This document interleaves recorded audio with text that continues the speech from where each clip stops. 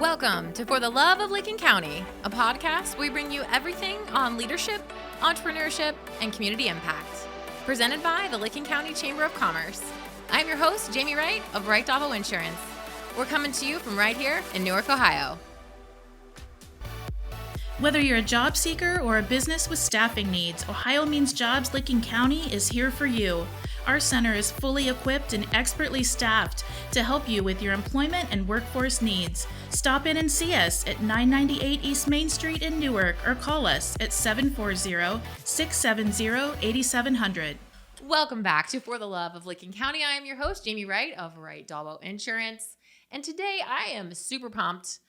In the studio, it's just me and Sarah Schwab today. Good morning. Good morning. Thanks for joining me. You're welcome. You know, when we first started this conversation around this topic, we were like, hey, we just want this to be a conversation between the two of us. And really that's what's happening today. It's just a conversation between the two of us. So we have some notes that we kind of wanted to touch on, but really this is so impromptu. Like we're just going to be talking off the cuff. And we decided to name this topic the tightrope of leadership, because really it's a balancing act. And when we got together, like the first thing that we said was balance is a myth. It's really a myth. And so this show is for everybody, because I know everybody's feeling all of these things and all these pangs that I'm feeling right now and you're feeling. Like the world is crushing down on us sometimes.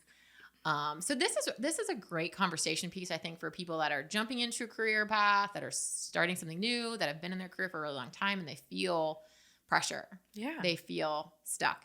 And this isn't just for women, but we are having a conversation about choosing to have a career as a woman in a family.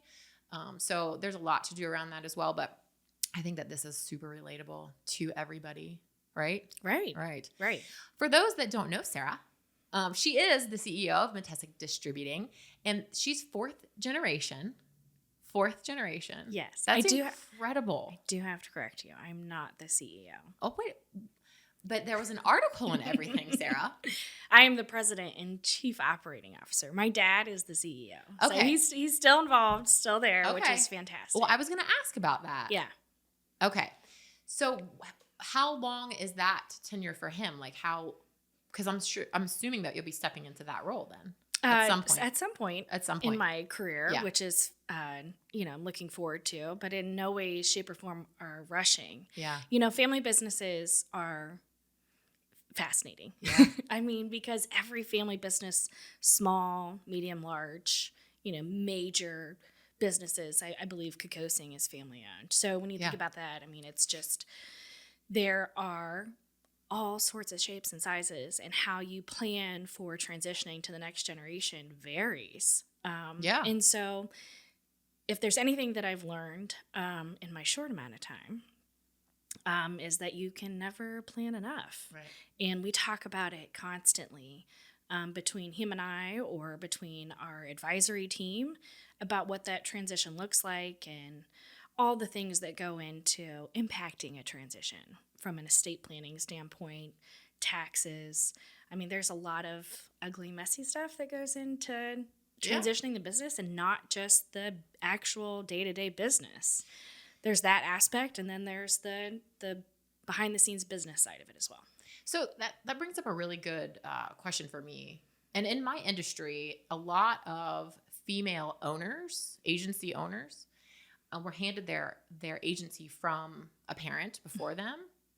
And so there's this really weird transition period between, the takeover, the perpetuation, and then the predecessor leaving.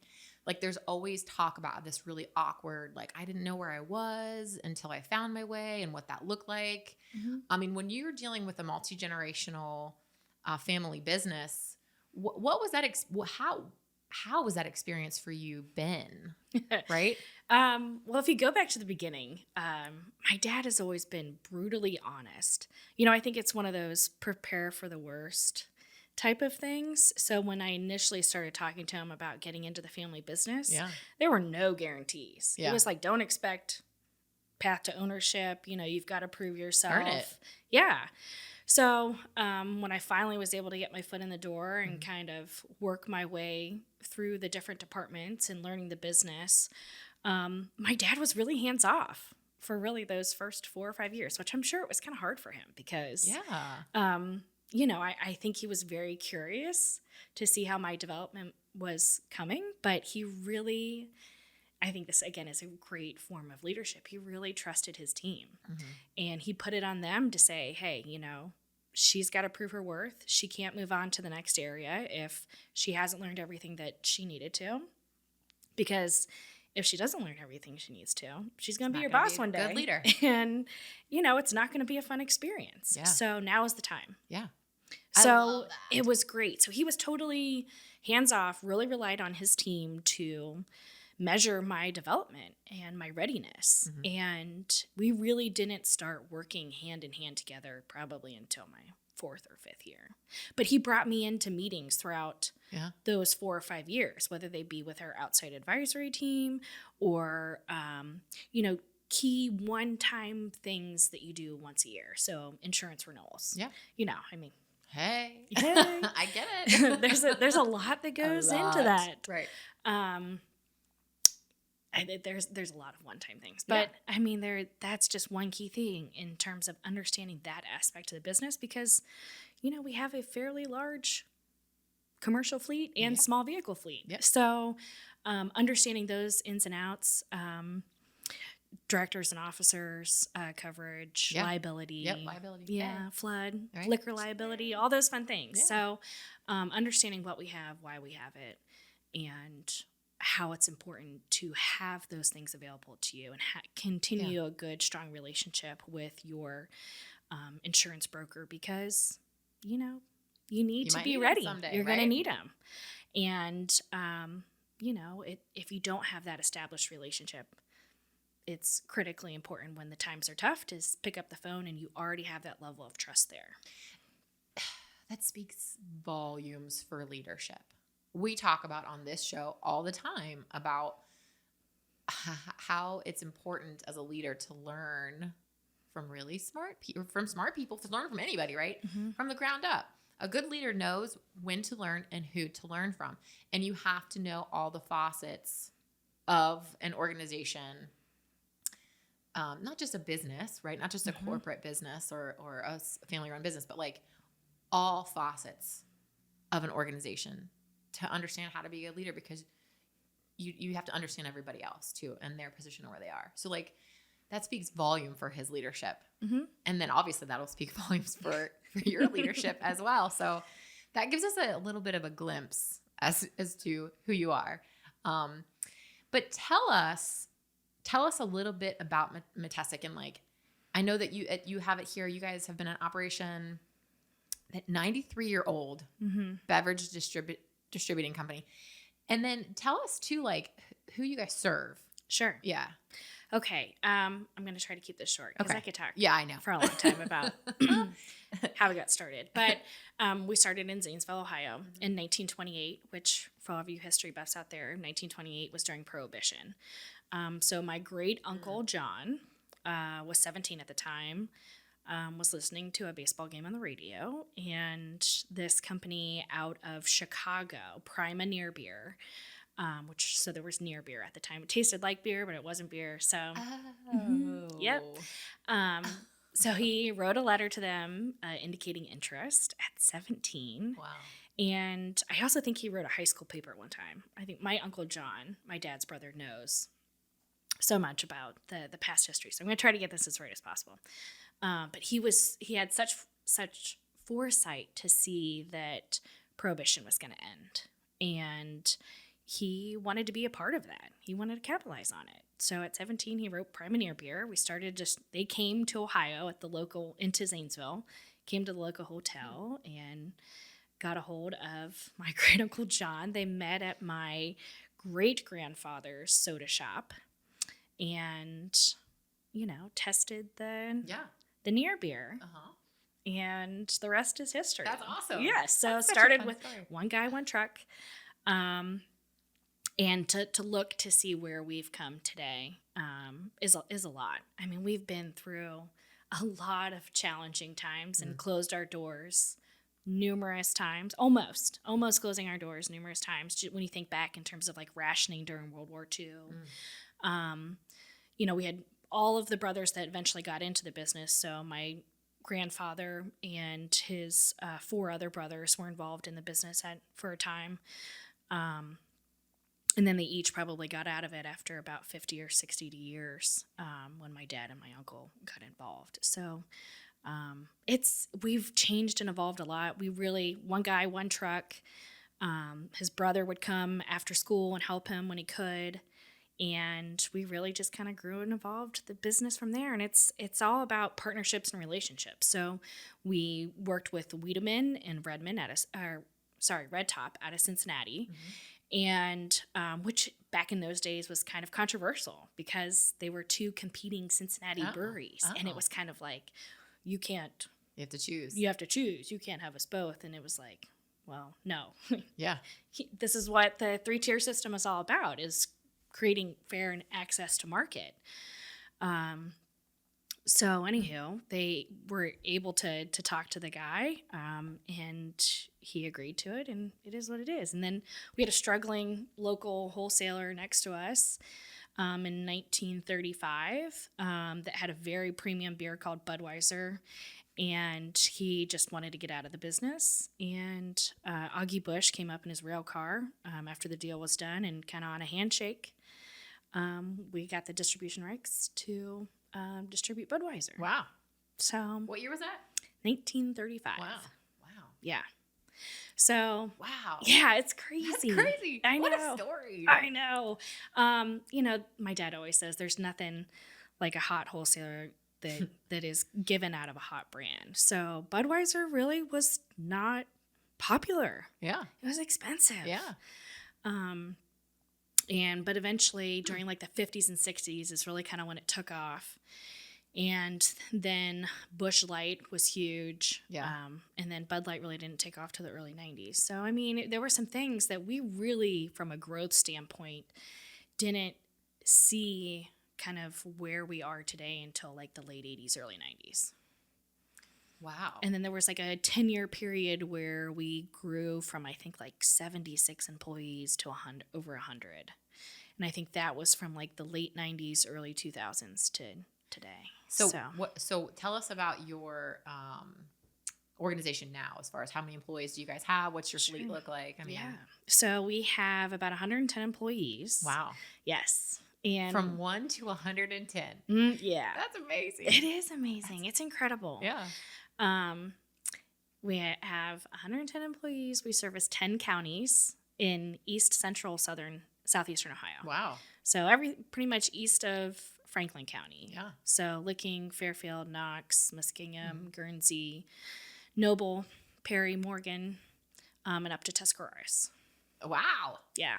So that's such an incredible, like, there's so much history there. There's so much to be learned from that story and that experience. Like, I'm sure that you still talk to your uncle. Oh, yeah. About. Yeah. I think history and experience you can learn so much from them. So even we've always prided ourselves on promoting within in our company. And I think that's why we don't have a lot of turnover, because we really do a great job of bringing people in and hiring the right people and seeing the potential in them. And can be really difficult, when you think about the interview process. How can you really pull out who people are and what they value and what they're made of, and see how that fits into your culture and where you want to go. Yeah. But anyways, we've been really fortunate to have so many members of our team that have, given service and worked with us for 30, 35, 40 years. And some of these, they're like family. And when I first came into the business, I had an interview. So I interviewed with the management staff, and these are all people that I've known since I was a little girl. So how strange and awkward. I know. It's not strange and awkward because it was so familiar. Oh, good. It was familiar, but it was just kind of like a different, side of the table. I'm not just Jim's little daughter. coming in and working on the weekends Yeah. or, working during the summer, because my sisters and I all did that. It was kind of like I was interviewing for the future of our company, which is scary and daunting as a young 20-something. But that's kind of why my dad and I had lots of conversations about, who I am, what I believe, how I feel like I can contribute. Yeah. There was definitely some soul searching to get to a point to even feel comfortable to say, Dad, I think this is something I want to do. Wow. That's incredible, which obviously gives a lot of credibility to what we're talking about here, too. I mean, you really had to work that. Yeah. Really, really had to work at that. It's not something that, you chose to be in this position. It wasn't like, hey, you're going to do this. Like, that was something that you actually chose and then you had to learn. So. Yeah. I mean, I vividly remember saying to Dad, I don't take coming to you with this conversation lately because the gravity of the situation is that we get to sell beer, which is fantastic. It's a great business to be a part of. But ultimately, it's a business where we have 110 employees and their families that rely on the success and decisions we make. Right. I think that's ultimately the responsibility. I think that's the biggest thing that I vividly remember saying to him is, I understand the gravity. I understand that what we do and why we do and the impact that we make is important. And I'm a very kind of people-led leader, that I know that the decisions that I make impact their lives. And at the same time, I want to make sure that the decisions we're making when they come to work, that they can focus on work. Yeah. I don't want them to have to work or have time fretting about health insurance bills and questions and how it impact, our HSA or HRA that we have that they utilize, and, the stress of, my daughter's going in the NICU and what is this going to cost and blah, blah, blah. So like, what can we do to help them?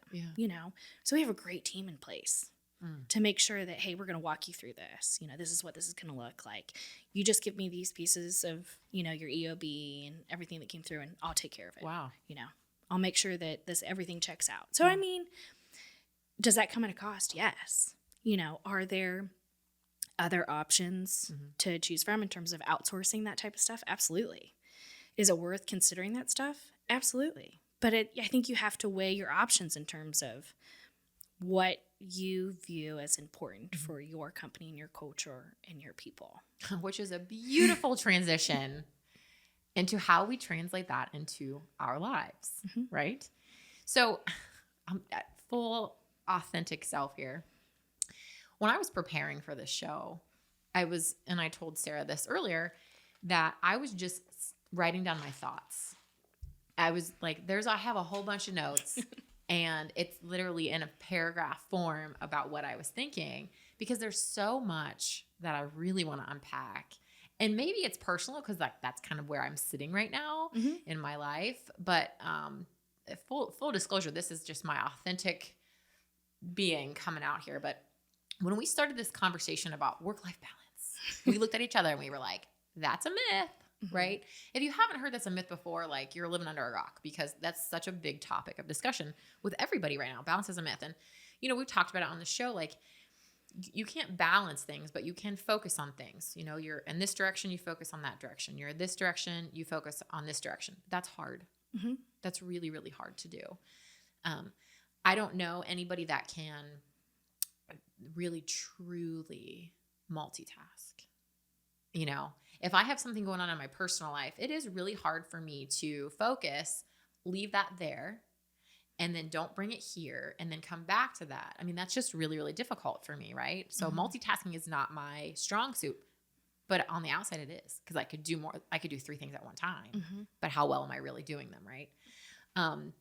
So in talking with my husband, Eddie, about this, we were really kind of focused on this one thing that was going on with our kids, and the conclusion that we came to and the decision that the kids made about it. And we were like, gosh, we never had this as kids, because we didn't have the technology that they do.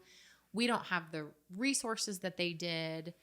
And we just had this like really super candid conversation. It was as a result of this conversation with our kids and this decision that we made for our kids, right? And we were just talking about how things were really different for us, and that how our American dream involves 2 household incomes. And that's what it looks like for us, right? But we weren't shown that as children. So we have like no idea what we're doing. Like we have to evolve in this space together with both of us choosing to have a career, right?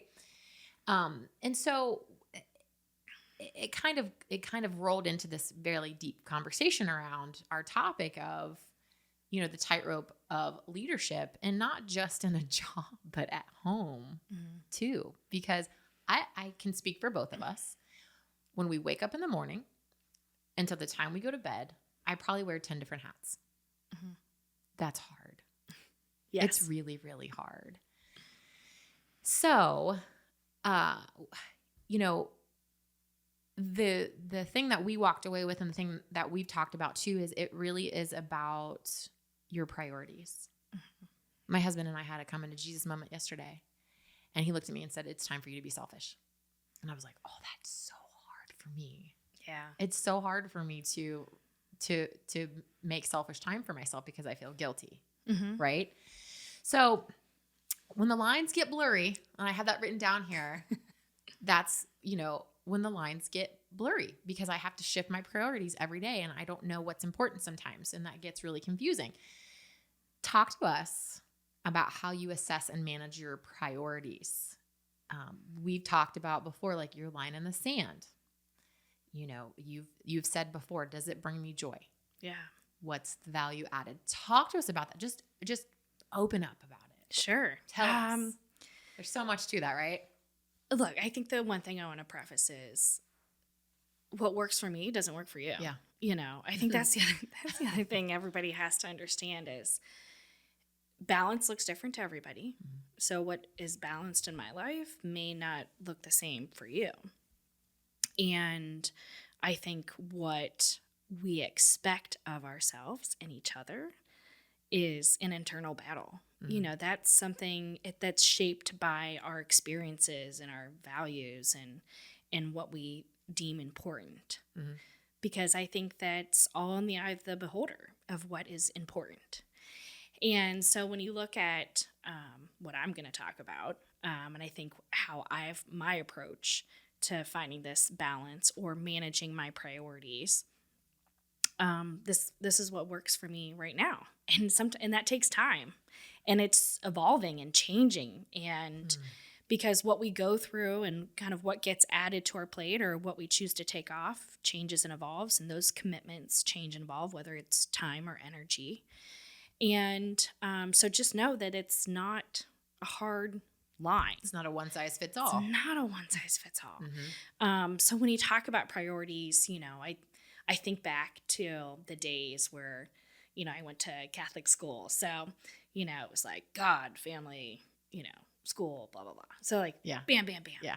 And that's just that doesn't work for me in terms of like, you know, one thing. Because it's static, because it's not static. Yeah. It's moving and evolving and changing. So I really kind of put some thought to this and wrote down a few things. Good. And I think one of them is relationships. Okay. You know, fulfilling relationships. Okay. Whether that be your relationship with God, yourself, your friends, your family, fulfilling relationships. Like that's a priority to me. The relationships I have with my people I work with every day. The relationships I have with my husband, with my siblings. Making sure that those relationships that I put time and energy to are fulfilling at the end of the day. There's a guy, this is kind of my core group of, you know, people who retired, and I know we started talking about this, but I don't think I mentioned it, is I like to meet with every now and then some of our employees that have retired, or longtime employees. So, you know, our former general manager, our former VP of sales, and our key account manager, Wes, and Donna of HR. Like they just have such a breadth of knowledge and experience. So, and my Uncle John, you know, just tapping in and checking in with them and talking to them about what's going on and their thoughts about certain things is so important. So Wes, he's fantastic. But he has this kind of value system that not necessarily value system, but it's called the emotional bank account. Okay. Do tell. Yes. I think there's like I a might whole write one this down sheeter that I have too. on it. So I'll share it with you. Okay. But it's the emotional bank account. And if you think about a bank account, but in an emotional way, there's Withdrawals and deposits. Yep. So are you taking more withdrawals than you're putting in deposits? Oh, can we pause there for just a second? Yeah. I'm feeling that. I'm feeling that right now. Because I have guilt when I take out too many withdrawals. I have said this to my friends. I'm sorry I'm taking another withdrawal, but I need to take another withdrawal. I don't have any deposits to give you right now, but at some point I will. Yeah. That's so hard to have to go to somebody and say, I need to take money out. I need to take emotions out from you. I need your time, I need your energy. I need to borrow that, but I can't give you anything right now. Correct. That's so hard. Yes. Right? Yes. So maybe I interrupted you, but maybe he has an answer for this. The emotional, so I'll send it to you, but it's really good. But it basically just talks about understanding that you need to take time. This is part of those fulfilling relationships to make deposits. Because you never know when you need to take a withdrawal. And vice versa, looking at from other people who's constantly taking withdrawals from me and not giving anything back. Or any intention. Any intention to give back. So, I mean, that's a delicate balance. So that's kind of one thing. But fulfilling relationships, so whether your relationship with, God, self, your husband, family, those are all important things. I think the other thing from a priority standpoint, is learning from and sharing with others. Learning from and sharing with others. Write it down. Yeah. That's a good one. Because it's so hard sometimes for leaders to see this, because I feel like ego can totally get in the way sometimes. But everybody has value, top down. And I feel like the people who see and touch it and breathe it every day, they have so much more insight than what I see when I'm only around it for 5-10 minutes. So I can't be everywhere all the time. And listening is so important.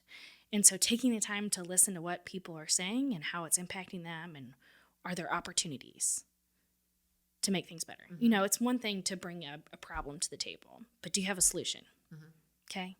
So what can you bring? You're dealing with this problem, dealing with this challenge. So how do we move forward? Are you saying like that person that's presenting a problem needs to figure out this solution, or are you saying okay? No, but I think it's important to it's really easy for somebody to get up and complain all the time. I see. Yes, Bam, yes. This is wrong, and this is wrong, and that is wrong. What do you propose? Okay. Yeah. Great.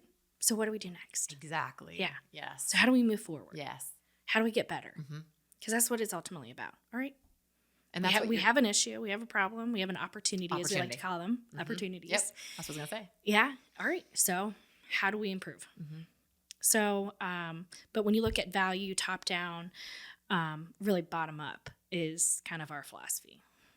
Looking at everybody, our customers who we impact, to our new hires, getting to know them and understanding them is such a priority, who they are, and ingraining them in our culture so they understand who we are and why we do what we do. The why is so important. I think when decisions are made, and there really isn't any thought put behind why you're doing what you're doing, or communicating, because it ultimately comes down to communication. People want to understand. That's how fear is created. So people understand why we're doing what we're doing. Where are we going? Why are we doing this? Why are we making this change? Because change is hard. It is so hard. So when you take the time to understand your people, everybody talks about the buzzword emotional intelligence. But it's, when you break it down, it's very simple in terms of having the empathy to try to understand and relate to somebody else's point of view and their life experiences and what go into making them the person that they are and how they're empowered, what drives them.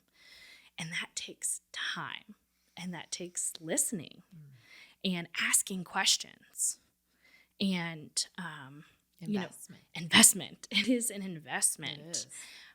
to really take the time to get to know your people, understand how they're motivated, what is going to empower them, and how do we help them be autonomous so they can do what they need to do on their own without feeling like, big brother's over their shoulder, which being micromanaged is not fun. Okay, so everything that you just said, when you were speaking, I'm thinking of in terms of my family. Not a business, but I'm thinking of my family model. Everything that you just like rewind this and think in terms of the relationship that you are struggling with. That could be yourself. You could be struggling with that relationship yourself and asking yourself what the why is, right? Oh, this is so good. Like I might cry. It's so good. Maybe I interrupted that thought process again. No. I do want to know, you just talked about the value added and how that works. And then you said, and decision making is such a hard thing right now. Everybody is so burnt out about how to make a decision. I struggle with decision making all the time, every day. I second guess. Is this the right thing? Is this the right thing? Is this the right thing? Which is it's not fun. It's not cool. But then you and I had a conversation and you were like, does it bring you joy? That's a huge one. People forget that. I forgot that. What brings me joy? Open that up a little bit. Sure. What's that look like for you? Well, first, let me tap into something that you said. Decision making. I think a lot of that, and I just admire my dad so much. But being comfortable as a leader, knowing that you're going to make mistakes and the people that you work with are going to make mistakes, and that's okay. Let's learn from it and move on. Okay, we made a mistake. How did we get there? How do we make that process better? What could we have thought through? But I think the intention is to make sure that we're leading with doing the right thing.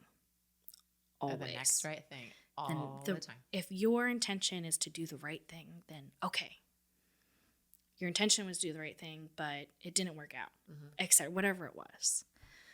So what do we need to get back? What do we need to focus on then? And know that, I think it's so important, especially with our team as we've kind of been transitioning and succession planning with our management staff, is we have people who've been doing this for, like, as I said, 35, 40 years. And not to say that some of the people that we've brought in or brought up don't have experience, but it's just they don't have the breadth of knowledge of where we came from, 50, 70 people to now 110. That comes with a lot of complexities. So understanding that it's okay to make a mistake. Yeah. And that's okay. We're going to make mistakes. Yeah. We are human. We are imperfect people. And, I think we grow from it and we move on. And if we can't move on, then sometimes tough decisions have to be made. Yeah. So I think that's just my little tidbit to it. But I mean, so good. Getting back to what? So what were we even talking about? Joy. What brings you joy? Joy. It is so difficult to be doing something that you don't find joy in. And we've all been there. We've all done something that is like, why am I doing what I'm doing? And just miserable at the end of the day. And sometimes it's a good fit and sometimes it's not. And I'm not saying my business is perfect, because we're not. And sometimes it's not the right fit for some people. And that's okay. Yeah. That is okay. But if you feel like you can better yourself somewhere else, then go. Yeah. Go do that. Yeah. So I think it's important for people to really look internally and know who they are. It's hard. It's hard. It's hard to take time to self-reflect. And it's hard to take time to figure out, who you are, because that's constantly evolving and changing, and where you want to go. And is what I'm doing at the end of the day bringing me joy? I heard on another podcast, this isn't an original thought, but it was an author, and she said, and this just lines up perfectly with what you just said, give yourself permission to tell yourself what you want and what you don't want. That's the key, right? Giving ourselves permission to say, I don't like that. And she was in context of, she's an author and she's supposed to want to go do all these speaking engagements across the country to promote her book, all these promotions. And she was saying, like, I hated it. Like, I really did not like it. And she kind of had to figure that out along the way. She said that, it didn't go bad. It wasn't horrible, but she didn't get any joy out of it. And she said, it took me a long time to give myself permission to say that I didn't like that.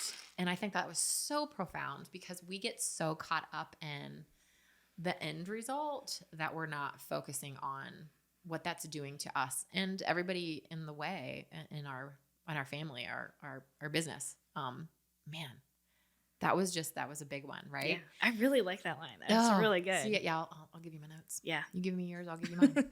See, this is how this works.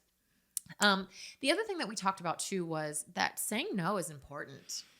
One of the hardest things I'm still so learning. Hard. I am at just a different part of my, career, and it's still really difficult for me to say no. I'm reading this book right now and it's pretty much like how to say no, but it's like, hey, say no up front and then kind of say no to yourself. Right. And then give it some thought and say, does it bring me joy? So this is a huge deal right now. And I'm hearing this all over the place. So obviously the Lord's speaking to me. Thank you, Lord. But talk to us about, how that started for you and where you're at with that right now. I think it's really refreshing to be vulnerable in this arena for people to hear, because I think everybody's really struggling with this right now, right? Yeah, There's just, since this pandemic thing, like, it was a reset button for a lot of people. It's kind of like a gut check. Yeah. What am I doing? Yes. Why am I doing this? And obviously from an employer standpoint, you have people who are just like, why am I doing this? Yeah. Okay. Good. Then people are moving jobs and changing jobs and moving places and kind of resetting of priorities. Like you had people who had the ability to spend more time with their family. And I think good or bad, I think some people were like, good or bad. I really like being at work. I like my work environment to dedicate my time to work. Or there's some people, I really like working from home. It gives me more flexibility to do the things I wanted to do and get my job done. Right. So it is fascinating to kind of see where the workforce is going. But at the end of the day, especially when you look at our industry, like, we need people to drive trucks. Right. Yeah. Right. And we need to deliver beer. We need to deliver wine, all the beverages we deliver. And how do we make sure that that gets done consistently and that our customers are serviced so they can continue to operate their businesses? Well, I definitely want to get to that with metastatic and the pandemic too. That's actually in my notes somewhere. Do you think that whole progression of no has changed for you since the beginning of your career? I mean, like, even not even just with metastatic, but your previous jobs, like, how has that evolved? Is that a fair question?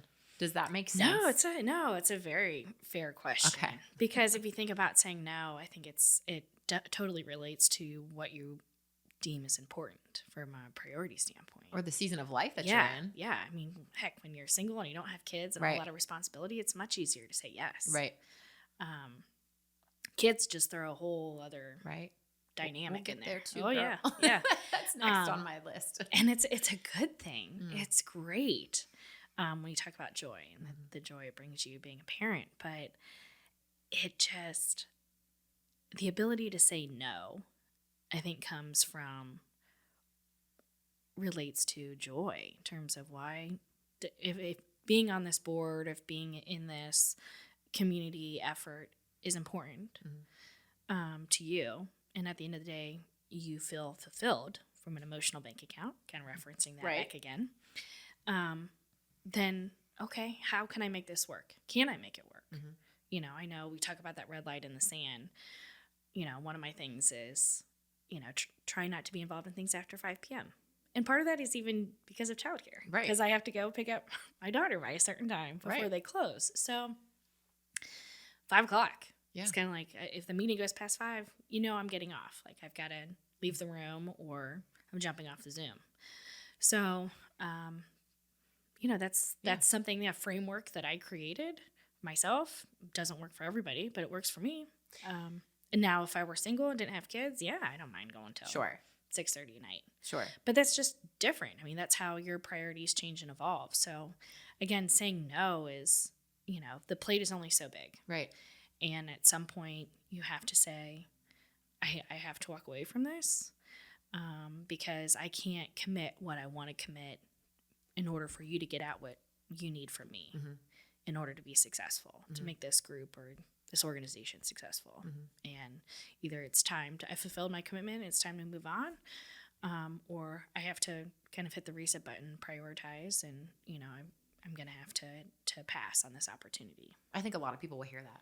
I think they'll hear that and they'll take on whatever it is that they're manifesting in their life in some way, shape, or form. I think that's really important. And, I think some of these moments of no and how to get there revolve around humility. Yeah. And I was served some humble pie and it made me realize, I'm saying this generally speaking, I have to cut this out, or this is important for me to take on over here. So I have to take this off of my plate. And those things are really important for priority shifting, balance. I'm saying that word in air quotes because it's not, I don't know if that's a real word. Yeah. Maybe we should look that up in the dictionary. But speaking to parenting. Yeah. Ooh. Like I said in the beginning, we both chose to have a career, and that was really important. That's a big part of our life, right? And that's who we are. Equally important was me choosing to be a mother. I do believe that was meant for me, and I wanted that. It is so much easier for me to evolve into my career than it is to evolve into motherhood, to be quite honest with you. And I think that and we kind of talked about this too, but when you are evolving in a career and you're evolving in motherhood, there's a identity shift. Yeah. No one talks about this space. Nobody does. Yeah. Nobody told me this season of your life is going to be the hardest. By the way, after you have a baby, lots of things are going to change, girl. Not just the infancy stage, but beyond that. Yeah. And then your identity changes and that shifts too. And then you have these other little humans in your life that you have to make a priority, right? And like you talked about earlier, healthcare and, NICU. And did you have that moment of almost like an identity crisis after becoming a mother for the first or second time, because you have 2 children? What did that look like for you? And I ask because it's relatable, but also because it's a really real thing. Yeah. And I think that is the hardest part about this whole work-life balance is work and then kids. Kids balance, right? So talk to us about that. Oh, man. I wish I had all the answers, but I don't. I know. I think from an identity standpoint, man, it probably took me a solid year and a half, 2 years to really just sit into it. Yeah, because, I was at the time working my way through the sales department when I had Jacob, and I was pregnant and merchandising and, moving around, 30 packs of beer and during resets and stuff like that. And it just I still wanted to do my job because I knew I could do my job. Yeah. I had this work identity. And then when you bring this new human being into it, it's like you want to throw your entire self into being the best parent that you can be. And you have no idea how to do it. Right. You're just figuring it out. Powering through. And so you get 18 months down the road because you're trying to focus on all the milestones and the developmentally, so many things are happening. And then I got my work thing that's going on and trying to go through that whole process. And it is, when you talk about relationship with yourself, you want to talk about putting that thing on the back burner. I mean, it was like, preach. Yes, who am I? Who am I? When was the last time I actually looked in a mirror? And how do I take care of myself? Yes. What is self-care? And I think, sometimes it's easy to look at other people and be like, man, she really needs to do X, Y, Z and take time and, take 10 minutes. take a 10-minute, schedule it on your calendar to just have 10 minutes of quiet. Meditate. Put the phone away. Yeah. Meditate, whatever you want to call it. Yeah. Because some people, it's not a good buzzword for them to say meditate. Right. Or mindfulness. But take 10 minutes to just, in a quiet space, no distraction, and just kind of reset. And I wasn't doing like any of that. I was just figuring it out. Powering through. Yeah, powering through. Yeah. Toughen it up. And it's hard. There is no book on how to figure it out. Yeah. I was lucky enough to have a support system. My mom was awesome. And she was probably one of the few people that pulled me aside and really just said, "You're not okay." Yeah. Like, you've got to figure this out because you're not taking care of yourself, and it's eventually going to burn Implode. you. Yeah. Maybe that's a book that we could write. How to successfully have an identity crisis. How to unsuccessfully have an identity crisis. And that's okay. Yeah. Because you are just so driven to be successul and do the things that you want to do to prove, especially for me in a male-dominated industry, that you have what it takes, and you're willing to do what you need to do to prove that you can do it. Even proving it to yourself. Yeah. Like, I'm gonna do this. Yeah. I can handle everybody else's stuff and I'm gonna take it all on. I mean, that's our thing too. Like, I can handle this. I can do this. Yeah. I don't want you to be upset. I don't want you to be uncomfortable. I don't want you to be uncomfortable. I'll take on all the uncomfortable. But then at some point, you just implode, right? Yeah. Yeah. You just have a breakdown. Yeah. And you sob and you cry. And is you're that like, familiar? and it's, oh yeah. You just, wow. You just have to, like, it's a release of just like, God, you've been building it up and haven't found a way to let it go and say, what am I doing? When I look at my day, when I look at my week, how am I filling my time? And am I blocking out any time for myself? And then there's the whole, like, I have two awesome sisters. Can I just mention that? Yes, absolutely. Oh my gosh, my sisters, Lee and Molly, I love you. They are fantastic. Like, you want to talk about a great support system. Like, I've just felt so fortunate. And one of my sisters was a very successful college volleyball coach, and for the time being, she's a stay-at-home mom with her 3 young boys. And I know she's going to get back into the workforce, and she's talked about it. My other sister has a very demanding job, and she's got 3 young kids. So when you talk about, like, the challenges that stay-at-home moms have and working moms have, they're both very similar in terms of from an identity of, who am I? Am I not spending enough time with being the mom I want to be? Or am I not spending enough time being the work life person that I want to be? So, and like I said, it's different for everybody and how that looks like. And I think it's just managing your own self expectations of joy and success. What in your eyes is success? And how is that success attainable? Right. Realistic? And how do you get there? And then how do you build a support system around it? How do you talk to your partner about it? How do you talk to, your village, as I like to call it, because I got a village. I need a village to help me. Well, I think that the answer to that is that you don't know how, but you try something and then you fail. Yeah. And then you try something else and then you fail at that. Yeah. And then you eventually find it somewhere in bits and pieces of every little thing that you failed at. And failure, I mean, I'm using that in air quotes too. Can I give you an example of a mom fail? Yeah. Oh, man, I've tried to redeem myself. But, God, my daughter had a trunk or treat last year at Halloween. And for some reason, I just wasn't getting the text updates on my phone. And I didn't know it was trunk or treat. And even when I walked in, like, there weren't any other kids there. So I couldn't see that they were in costume. So she didn't have a costume and nobody said anything. And I'm like, she came home and she's like, Mom, I was the only one who didn't have a costume. And I'm like, oh, Did you break down?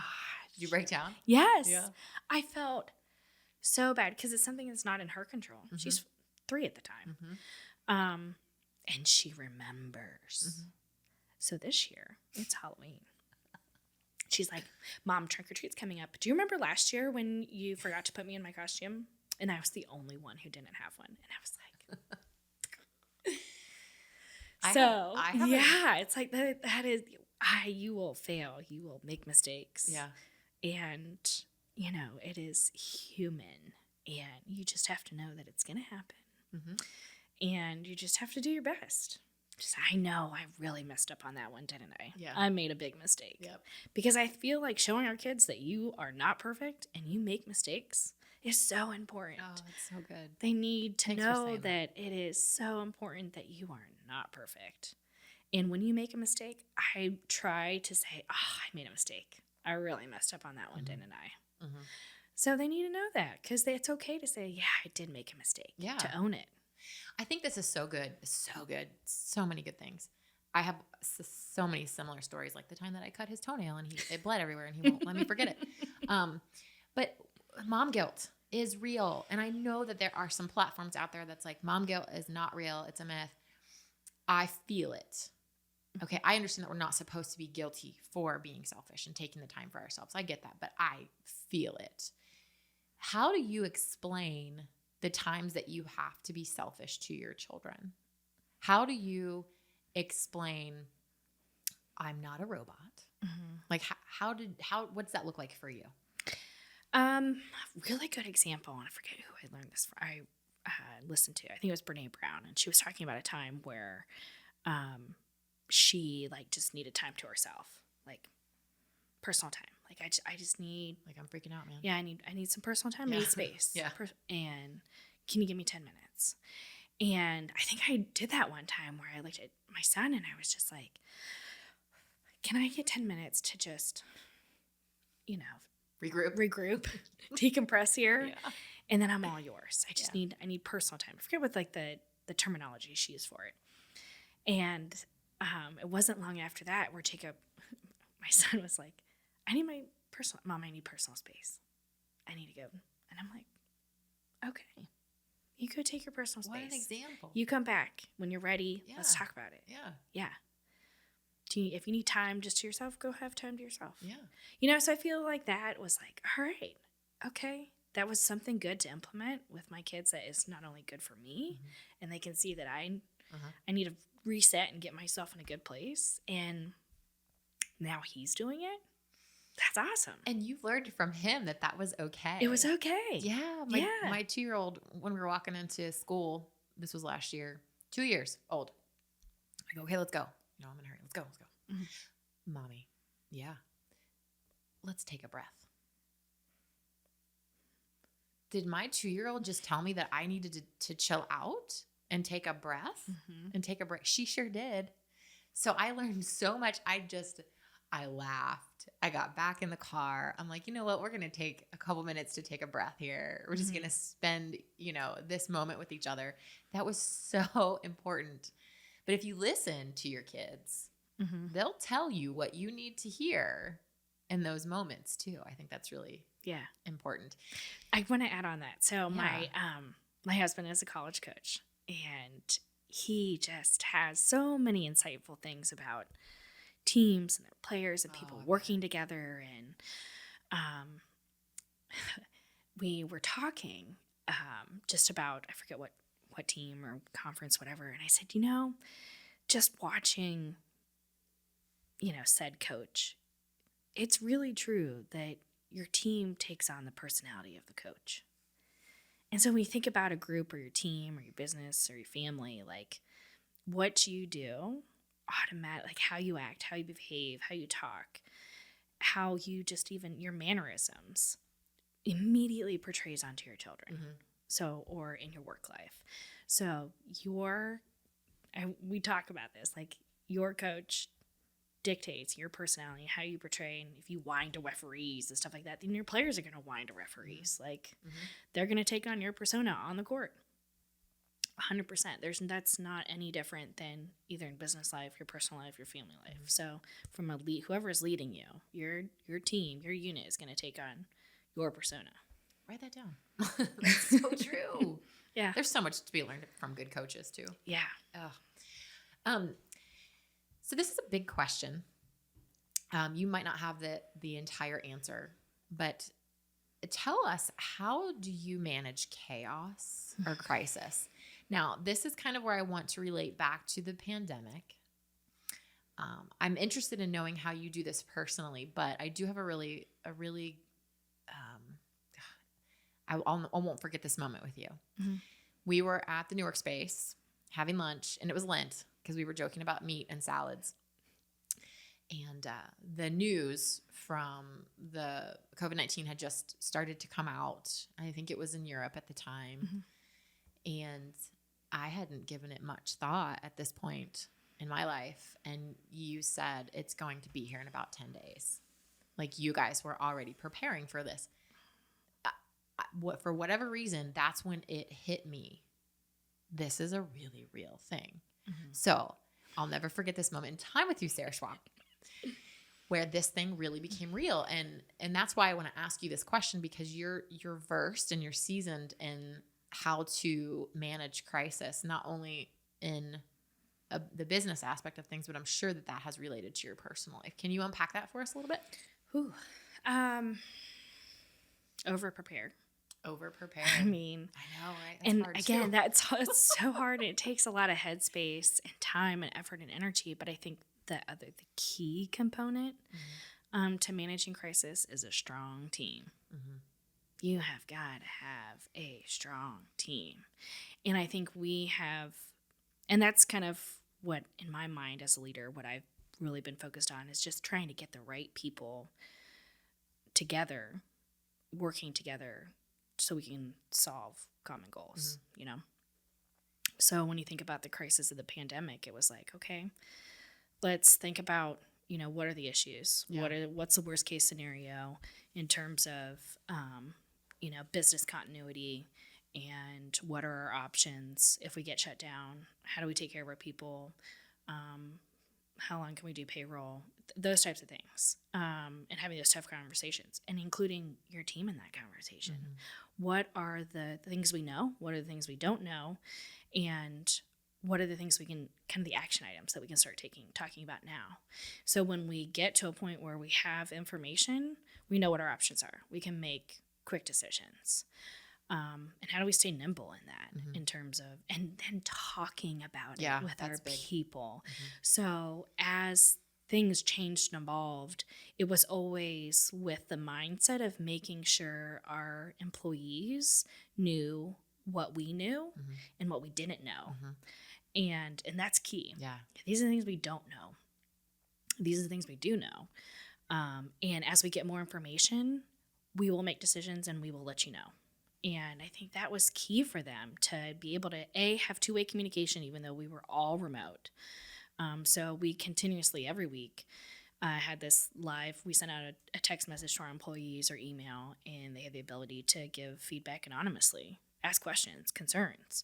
And so it really gave them an avenue for us to communicate with everybody. And all questions that were submitted were then answered and distributed to the entire company. Yeah. So it was like, wow, that's big. Yeah, huge. Because there were some really great questions, really thought-provoking questions. And sometimes the answers were, that's a great question. We don't know yet. We wish we knew. We're working on it.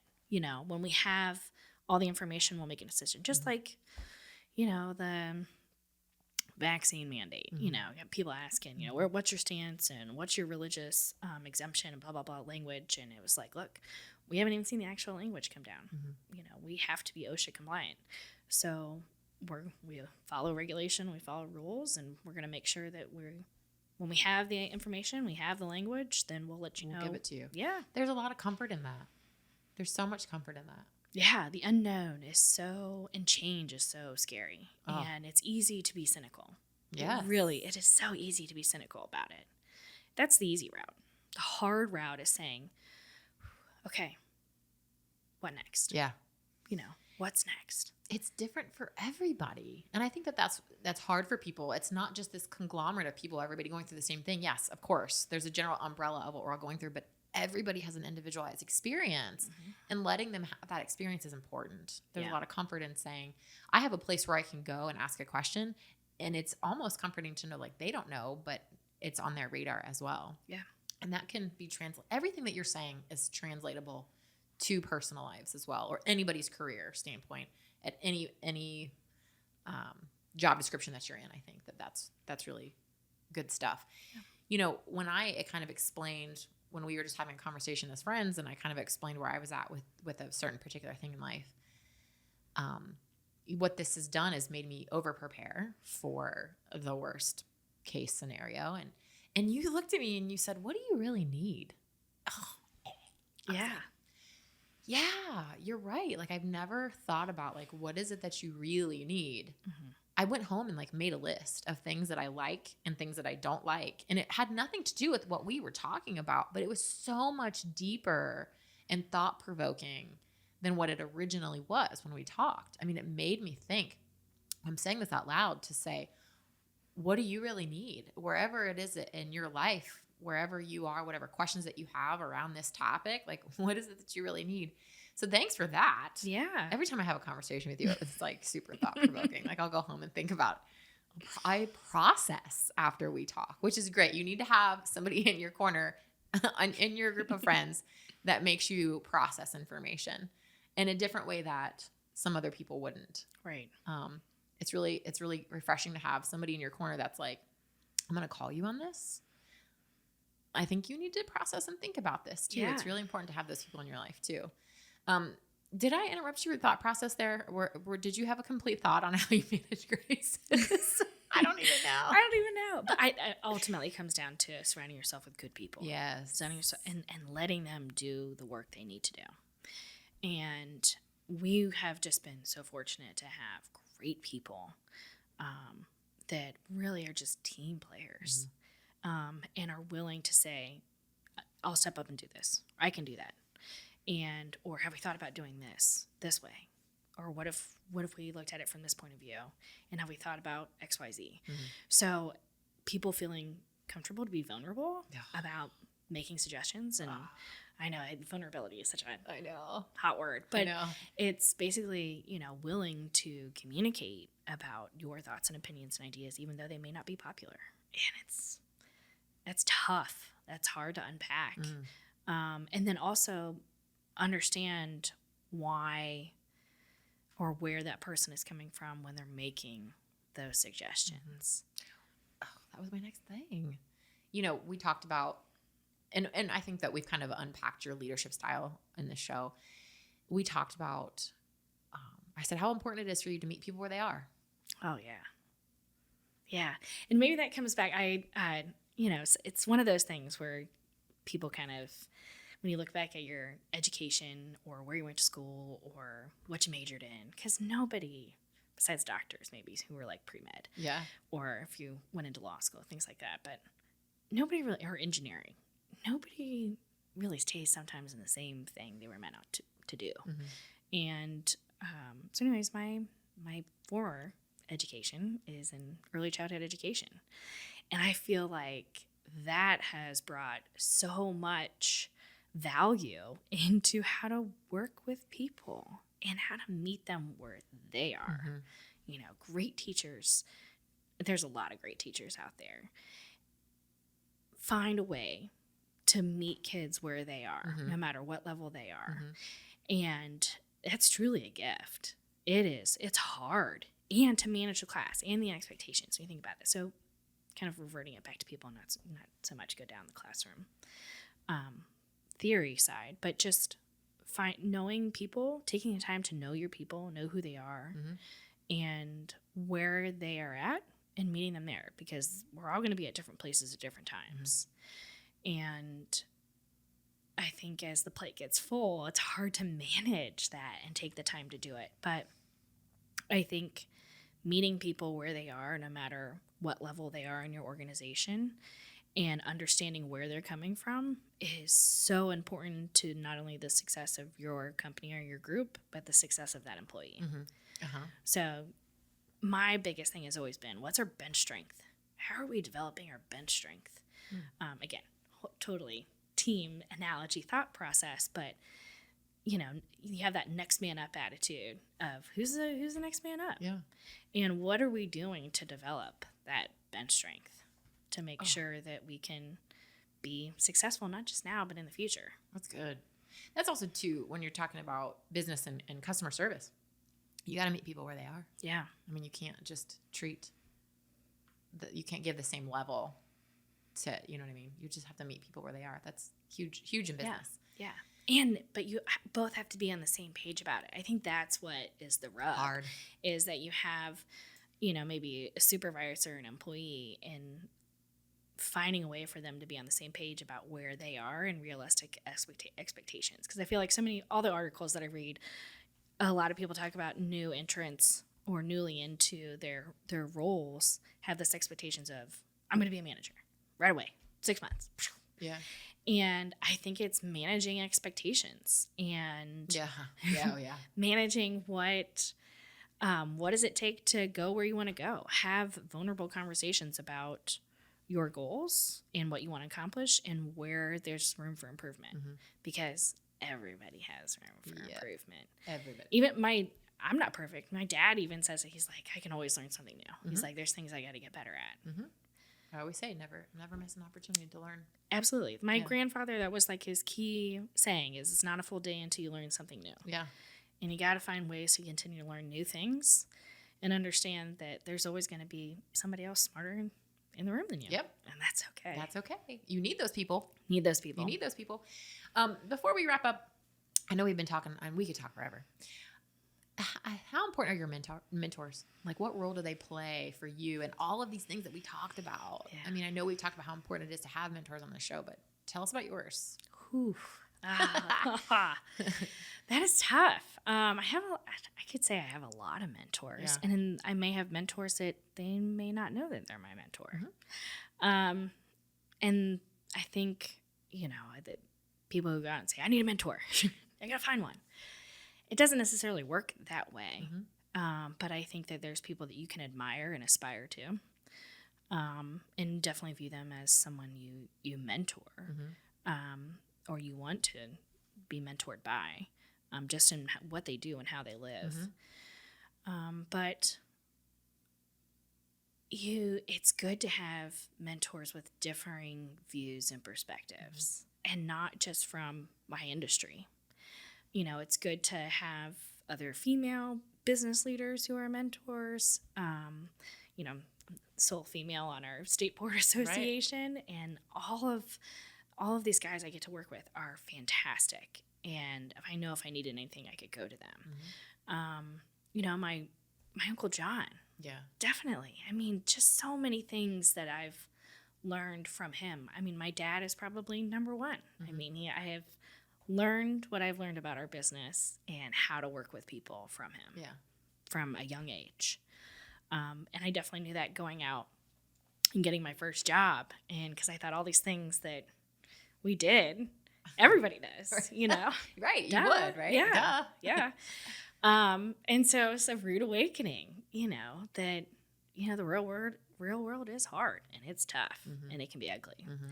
And, it was a nice piece of humble pie, but I think that having good people with diverse views and perspectives gives you a sense, because especially as a leader, you got to work with people who have diverse views and perspectives, and experiences, and understanding and appreciating that for what it is. And it goes back to meeting them where they are. Oh, that's good. That's good. Okay. So tell us about any books or podcasts that you recommend. Oh man, this is tough. Yeah.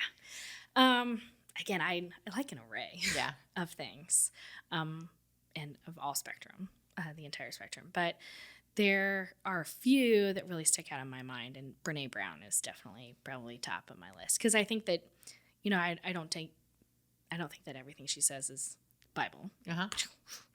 But I think that there are a lot of good tidbits, even just like one-liners, a sentence that I can pull out of, like, ooh, that's fantastic. Yeah. I think the one that I saw was what is it? Change. No, the one about being we are. I'm gonna think of it. I know I wrote it down somewhere. It's on my phone. You give it to me, and we'll put it in the title. Yes, we'll put it in the title. Yeah. That works. Okay. But basically, it's the assumption that we are the person who we are is the leader we are. Oh, yes. You told me this. Yes. It's in my notebook. Yes. So self-awareness matters. Yes. So Brene Brown. Mm-hmm. Yes. Okay. Definitely a big fan.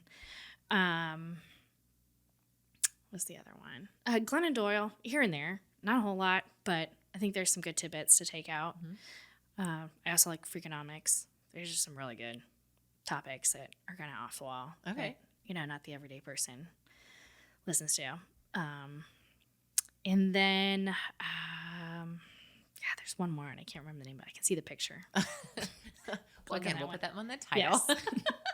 But even like Malcolm Gladwell, Revisionist Unknown, I think is what it's called. But it just an array of like different things that I would never even think about listening to or talking about, or topics that he touches on that can relate on everyday life. It's so good to have different perspectives on Yes. things. It's refreshing. It is. To be like, I never thought about that. Yes. And then you're like, I want to incorporate that somehow. Yes. So good. So I asked this question to everybody. Yes. What is your biggest life hack? Oh, man. Biggest life hack. The 10-minute thing. The 10-minute thing. Taking 10 minutes. Taking 10 minutes. Yeah. What? Which I like, we work with an outside consultant for like leadership development. And our company has worked with her for probably 15, 20 years. Oh, wow. Something like that. Yeah. Long time. And, she has always encouraged me, Sarah, you need to take time. Just like 10 minutes. Just take 10 minutes. So then I got in the habit of, I'm just going to schedule a time on my calendar, 10 minutes. Just a 10-minute increment. How many times a day do you do that? Just once. Just one So time, just 10 minutes. 10 minutes. Every day. Every day. Whenever you're feeling it. No, it's scheduled on my calendar. It's scheduled. Yeah. Okay. Yeah. I wanted to give everybody a tip. Yeah. I mean, my calendar is kind of Crazy. nutty. Yeah. I imagine. Between, personal and Right.